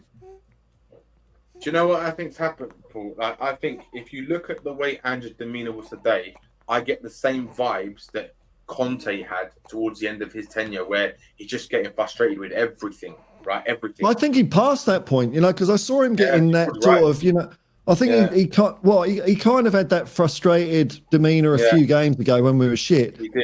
But then I thought I saw him calm down as if he, I don't know what's going on in his mind. This is just my impression. It's like, whereas Conte went off the deep end, Ange Yeah. pulled himself back with clarity and said, right, I know exactly what I've got to do at this club now. I know how to fix this. Yeah. And I and the fans have just buggered all that up. I did feel that way, Paul, when he did the thing with the Liverpool, when he was telling the fans, that's like, right. Point to his head, point to his heart. You know what, I did bro? feel like he was grabbing a hold again of what he was losing. You know what the problem is, right? And I think he knows that there's a lot of work to do with the fan base as well, right? Personally, being a leave out person, right? I need to see evidence for me, right, to have the belief that this board are going to do what Ange wants what he wants to do. Because I honestly believe if they let him have that capacity to do that, I honestly think we will change as a club and we'll go up another level. And I think that we'll be a far more competitive side and we'll be closer. I think he can get us closer to the Poch times. I honestly believe that. And I said that from me and Paul was, I know when Paul first was talking about Ange before we were linked with him. When I started studying him, I was completely on. I never was off board. I was completely saying this guy is the perfect man for this club, and I still believe that. I still think, just if you listen to his interviews, right, sometimes you get a bit annoyed by some of the things he says, but overall, you get I get a belief from this guy. Like I know that the way I feel when he speaks sometimes is that he knows what he needs to do. Like Paul said, he knows what he needs to do, and it's whether or not he's going to be able to do that. And this is why I say fans need to be patient. Now, today is definitely and the thing is, Paul, it's not just myself. You had 60,000 fans in that stadium today, right? Where you could hear pin drop. Go on, Jacob. Disgusting. I did want to just chime in there. There's been a couple people in the chat who were in different sections, and they said their entire section was pissed. So it wasn't everybody, but I think you're fair to say the mass majority, the majority of the mass would agree. You're true. I mean, but the evidence is the atmosphere inside the stadium. There's only a couple of occasions where. What songs were we hearing on the TVs? Is what I would ask. What songs were we hearing? Bugger all. I heard a little bit of "Come On You Spurs." That was it. I heard them. Are you watching Arsenal? No, and I'm pretty sure it wasn't just City singing that. Jacob, it's the commentator made a joke about the Highbury Library joke, right? Where they used to have the Highbury Library was always silent. He basically was saying it was like that today in the stadium, right? But during the game, like in the first half. And when he said that, literally, it was as if like you were playing in COVID times, where you could hear the players like breathing, you could hear the players like kicking the ball or releasing their energy. Honestly, yeah, you could literally hear it. And I've never ever heard that watching from TV in the Spurs stadium ever in my life. That goes to tell you how divided the fan base was on. Or I don't know if you agree, Paul, but from what I saw, majority of the fans were the ones like myself probably wanted Spurs to lose. I didn't really give a shit about the result. Well, that's the impression I got, and I'm absolutely I'm so angry and sad and disappointed and disgusted by the whole behaviour of anyone that really wanted to lose today. I don't understand why. I have to repeat myself. I don't understand how any fan of a football club. This is what Ange said. I said it a few days before him. Wanting to lose, to prove some sort of point, so you can laugh at Arsenal. I don't care. I really don't care. I wanted us to win today. And the difference today, if the fans were up for it, if the fans were in full voice, we might have got a result. And that would have been. Speaking of might have got a result, let me real quick. I just need to go ahead, Paul. And that would have been an incredible stepping stone for next year, having one up on allegedly the world's best team. Having 4 points on them will give you some kind of confidence going into the next season. But now we've lost. I do agree with that. But real quick, what's more shameful? Hang on. What's more shameful than no matter what side that I'm upsetting my daughter, but secondly, that I just checked, there's 64 likes and there's 188 votes in the poll. So 120 people have voted but don't like the video. We've been live for an hour and a half, and my daughter's probably going to make it so that can't go much longer. So if you haven't hit a like, I don't know why, and I don't know what you're doing with yourself. And as you can hear, look at it. Show the world how angry you are. Show the world how angry you are. This is your moment. She was definitely not happy today. That's Spurs. No. She was definitely on your side. She was definitely upset, but hit a like on the damn video. Let me run through a couple more super chats that came in. Appreciate all the sponsors of the channel. Liam Hardy with a $4.99 super chat says, I'm with Ange 100%. I would love a chance to come on one night, go on to rant with you all. Hippie is bang on, but I do see Dan's point. So there you go. And yeah, I think that's a very fair assessment there, Liam Hardy. Big up George gifting a membership. I saw it went to Callum Roche, so a very good supporter for that to fall to. Big up George gifting a membership. One. Yeah, Callum Roche is a great one. Big up Callum Roche. Congratulations on that. And then big up Jerome for this super chat as well. Says, Pep is the same as Arteta. He will try to squeeze everything to get points. So does that mean you are okay for him to smile? I don't know who that was directed at. Danny, maybe? Because of the Arteta thing? But it's different. For me, it's just Pep is a world-class coach. And I know Arteta is definitely building his reputation for his coaching skills and abilities. But it's just the way that he goes about things, even more so for me this season, as it's like everyone else is just like beneath him. And for me, it was already a write-off season this season. It was a building season. And I think Ange has done actually amazing to do what he's done with losing Harry Kane, all the injuries that he's had. To get 5th spot is actually like a couple spots more than what we were last year with Harry Kane is actually a good start to his let's say Tottenham build, right? But for me, yeah, Pep does it every single year. He wins everything. So it's the same shit. I'd rather him win it than Arteta win it. Because the worst thing is for me about today is the fact that we as Tottenham fans are starving. Well, for me personally, I don't know about Paul, but I'm starving trophy success. I want trophy success at this club. But until everyone in the club is pulling in the same direction, I've always said this, it's going to be very difficult to get trophies. And I think a manager has to get lucky. I think the closest we've got obviously was Pochettino, and that was never planned. Never ever planned. Even Pochettino and the club came out and said we were way ahead of our plan of where we wanted to be when Poch kind of exceeded expectations, right? That's how I saw it. So yeah, for me, go on, Paul. Do you want to say something? No. I'm all right.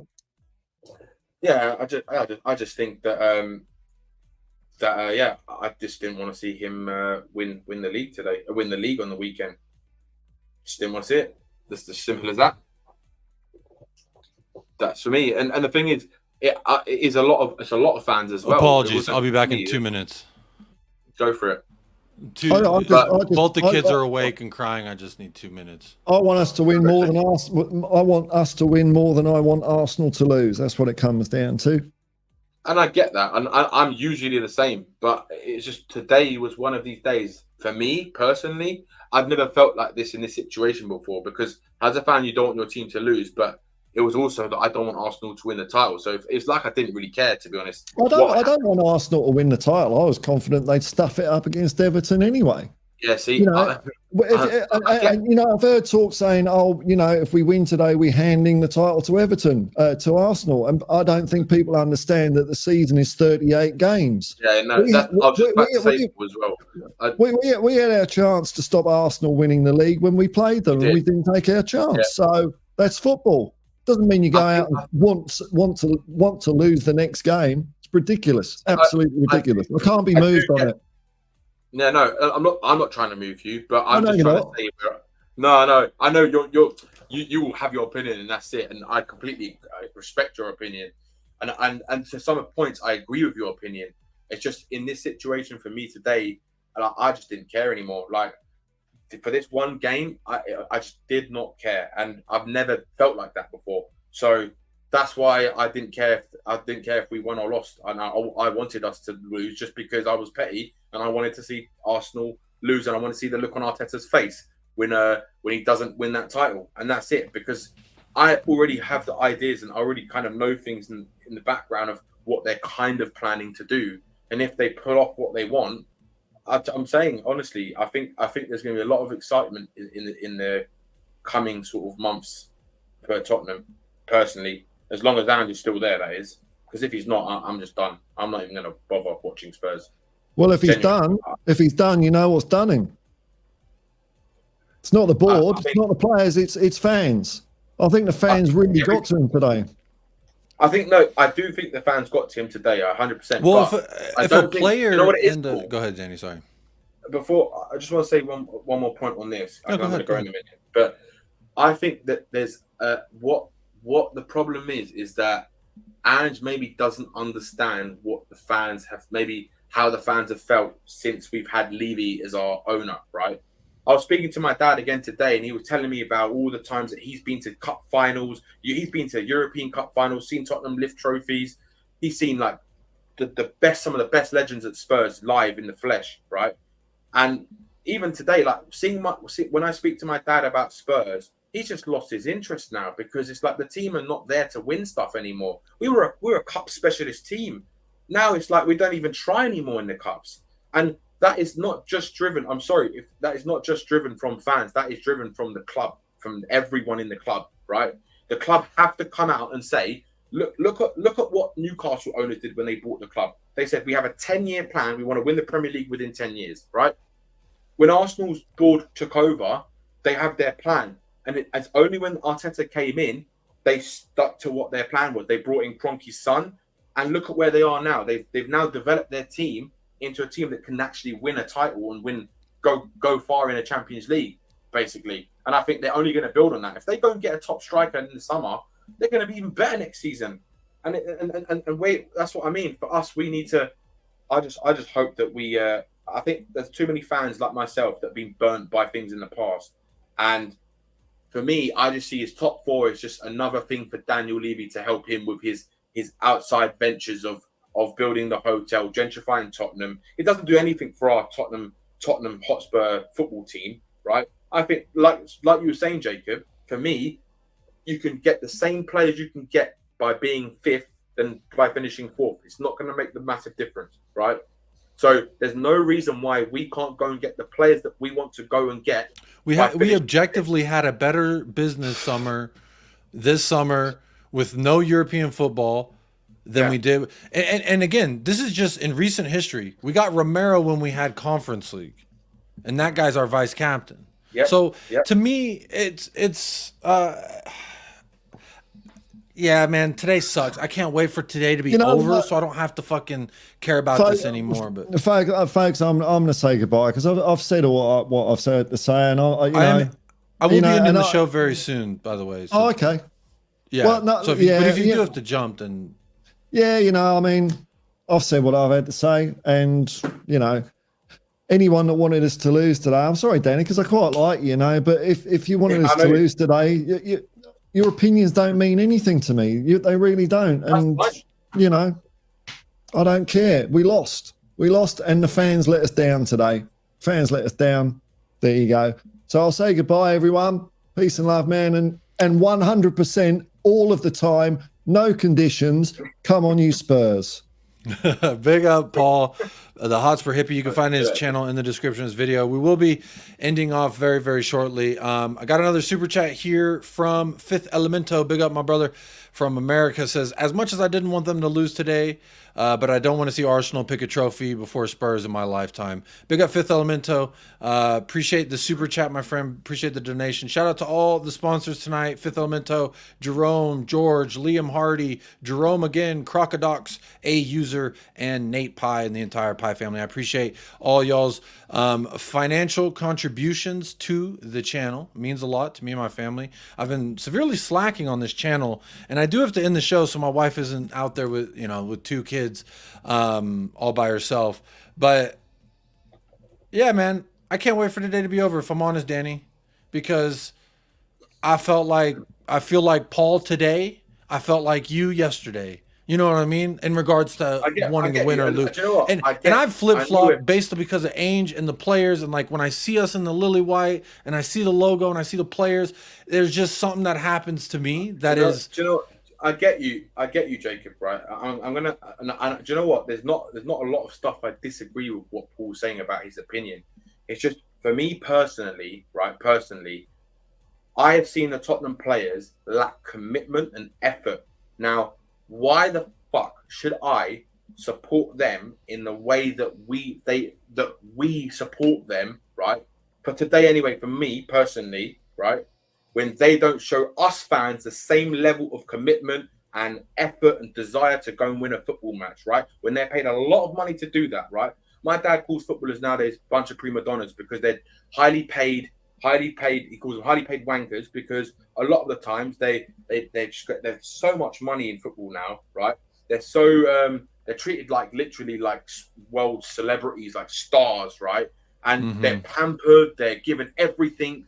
I mean, you listen to the documentaries, you listen to Spurs, some of the players in the past, in recent years, of how they were treated at Spurs. They're treated like kings, right? And yet some of them don't have the audacity to even give a 50%. Now, I've seen Basuma lately. He's so lazy. He's giving me Ndombele vibes, right? So for me, why the fuck should I support these fucking players and they don't? And we pay a fucking lot of money. I pay a lot of money for my season ticket, and I live in another country. So for me to go and fly over to watch the games, it's a lot of money, right?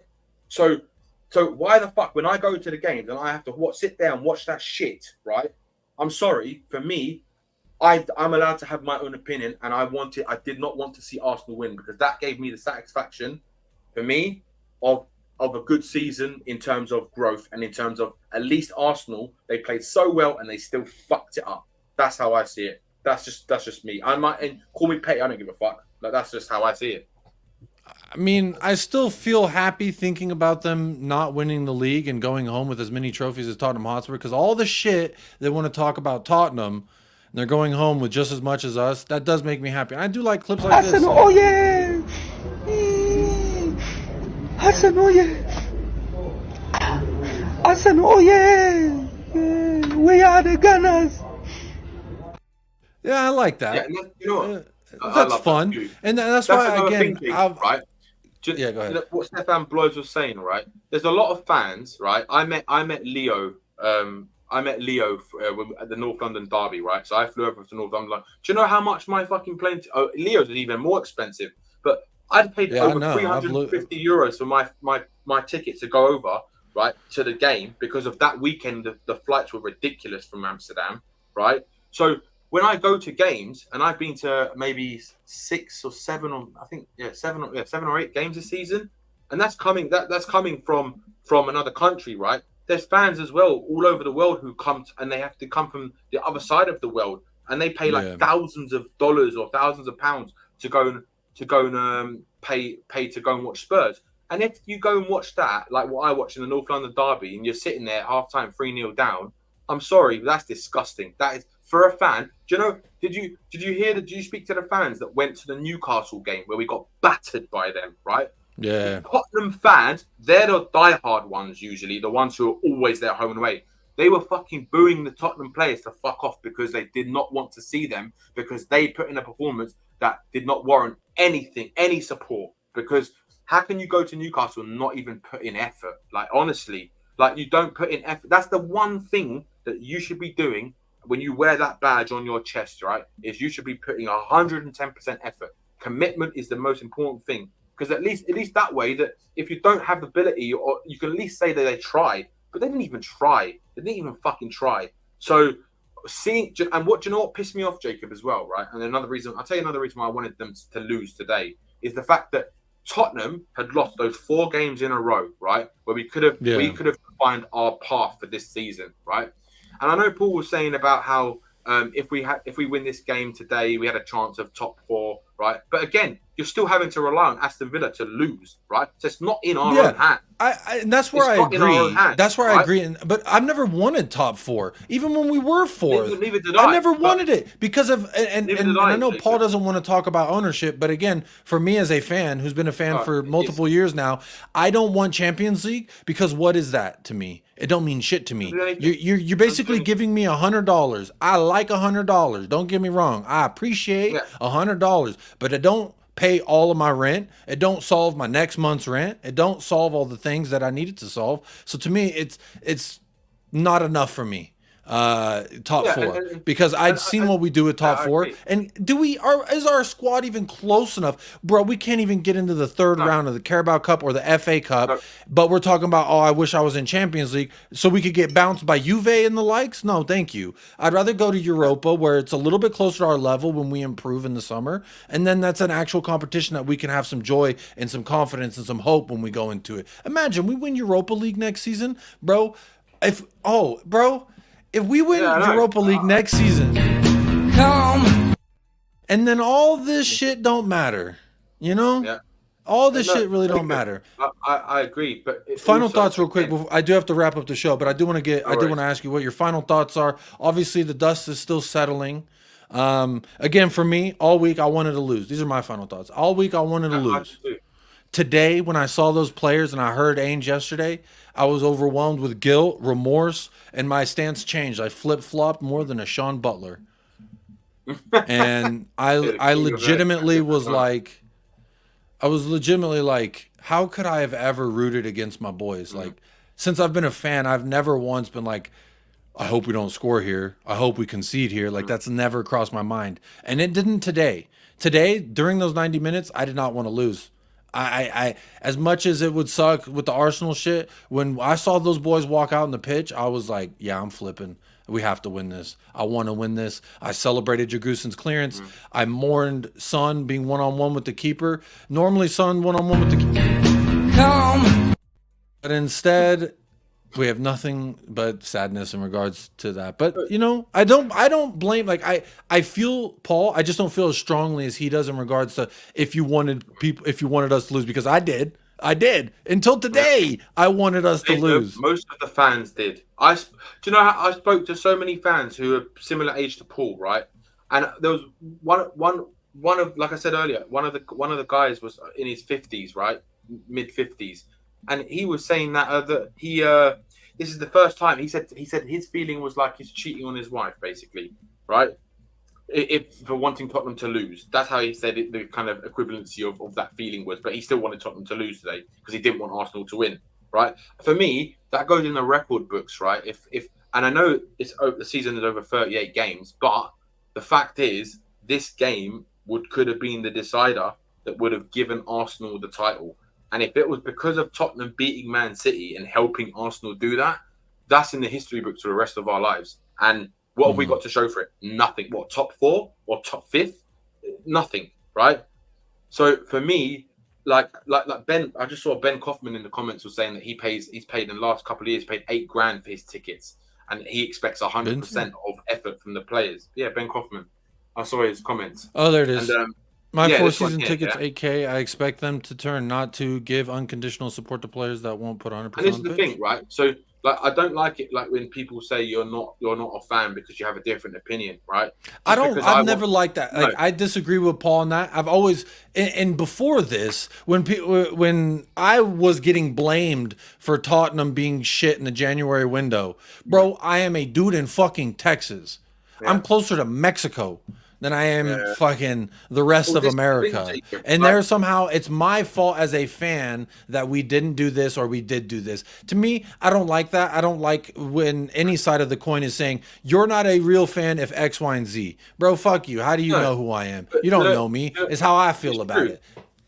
And the thing is, Jacob, no, I agree. Like, for me, for example, I live in another country. I have a season ticket, and I try to go to as many games as I can. I work extra and I work hard to try and go to the games and try and plan things around my lifestyle, right? So it's not always easy, but it's because I love the club and I love watching my team play. And when they don't play, they don't even give you any effort whatsoever. How does that make you feel as a fan? Like, when you spent a lot of money to go, could you imagine like some fans that have come over for the first time and you go and get a thumping at home or something like that? Like, it's disgusting. It's disgraceful. It's shameful. Those players should have more pride to play for that badge on their chest. And that's the problem with this club, right? It's because for me, I don't care what Paul says about it's not the board. I'm sorry, but it's everything to do with the board.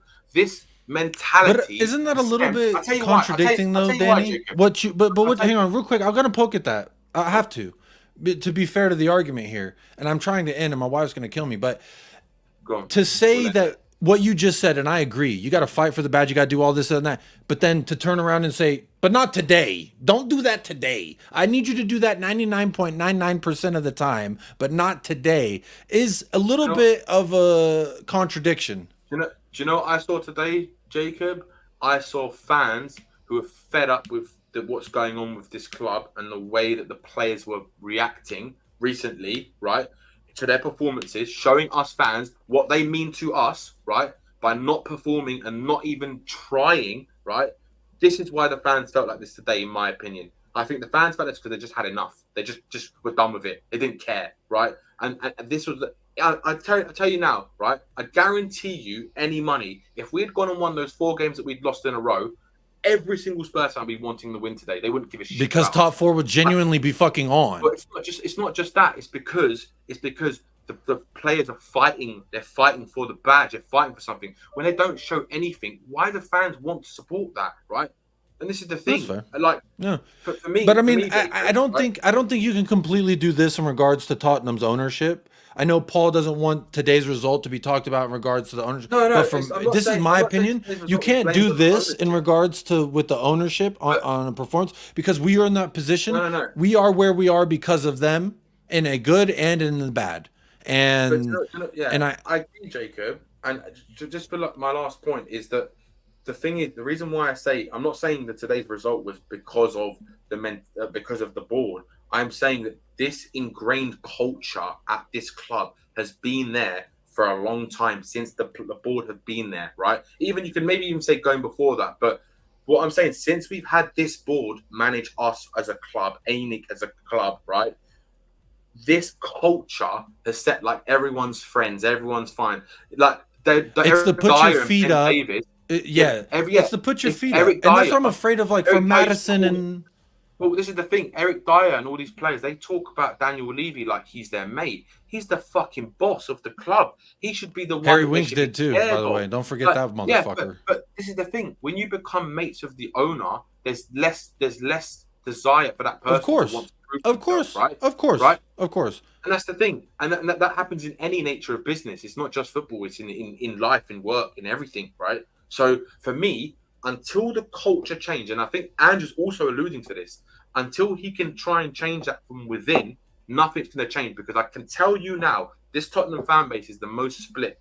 It's the most split fan base on the planet, right? Yeah, I don't know any other fan base that's more split than the first Spurs fan base. And the reason why is because of the way that, for me personally, is the way that the board make decisions to show the fans what their ambitions are, right? And until I'll tell you right now, Jacob, if the club came out right at the end of the season, right, and they said, right, we're back in Ange. We want to give him to the end of his contract, and we want to try and compete for a trophy in the next 3 years, or try and win a cup, right? If they came out and said that as a statistic or as a fact, a factual piece of evidence to say that's what they want to aim for, then the fans have got more belief, right? Because for me, how I see it is there's so many fans that just are not believing what Ange is trying to achieve, right? That's because of the way the club is run. So until fans see evidence of the board changing their mentality, then what I see happening, and I still think could happen, right? And I said this from day one, I still think Ange's going to get to the point where he's going to get so fucking pissed off and frustrated that he's either going to walk or they're going to sack him, because it's going to get to the point where he needs to go to that next level, like what Poch did. I think he'll definitely improve us again in the summer, but I think he'll get to a point where he needs that next level of player, and the board won't give it to him. And I think that's where it's going to go. But that next level of player is going to be necessary to Champions League and to all the stuff that we want, right? Yeah. But the level of players we're willing to buy, bro, Europa's right where we need to be. So I've always felt that way. I got lots of shit all season for saying I didn't want Champions League, because to me that just makes the owners rich. It tells it gives this signal. Yeah. Job fucking done. We did it, guys. They're gonna sit in that boardroom, all gonna stand up and clap and say, "We did it. We minimally invested with our third choice manager, and we got our gravy train." That's all they care about. They don't care about getting over the line. They care about getting to the dance to get all the money. And I understand that, and I don't want to give it to them. And everyone say, "Oh, well, you're doing that to the detriment of your own club." I'm like, bro, you don't understand Tottenham. If you genuinely think that getting champion, like, again, I don't try to tell people how to be fans, but I really do have to end the show. My wife is out there. I hear my kids struggling. But I want to say thank you to all of the sponsors tonight. Everyone who sent in a super chat, all the chatters. Even if you didn't super chat, I've seen you. Who I don't want to say thank you to. There's 209 votes, and I'm ending the poll, and half of y'all are happy. Half of the 209 are happy that we lost. So there you are, and there's the results. 209 votes, and we're not even at 100 likes. We're 3 likes away from 100 likes. Less than half of y'all liked the video, and I guess it's because everyone's upset and they want to be mad at Jacob. Don't be mad at Jacob, but hit a like on the video. It's absolutely free. But those of y'all that went above and beyond the free, Fifth Elemento, Jerome, George, Liam Hardy, Jerome again, Crocodox, a user, and Nate Pie, which again, happy birthday to Sarah Pie and to the Little Pie. But big up to all the sponsors tonight. I do appreciate y'all's generous support, helping out my family and everything. But if you want to do the free thing, hit a fucking like, hit a subscribe, share the video, because this is the one time my title's not misleading with a heated rant and debate. There was actually a heated rant and a debate. Danny and Paul were going at each other. I had to get in there. Everyone's emotions are high, but it all ended in love. All's well that ends well. Look, like the video. It was a good debate. And I enjoyed it because I felt both sides of it. So to play you out, I'm going to just play a feel-good video that'll make us all feel better while we say goodbye. But as always, folks, if you haven't liked, you're not going to like yet. And if you're watching this back on playback, big up yourself, number one, and big up to you. I was gonna say something, but you know what? A video's worth 1,000. Come.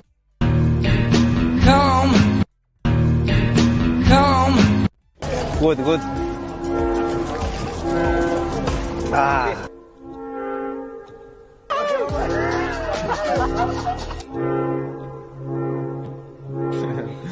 Ahora ya dejé de ver un poco, pero...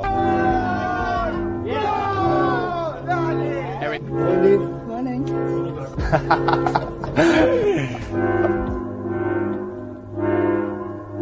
Do you like scoring against Leno, your old Leverkusen teammate? No.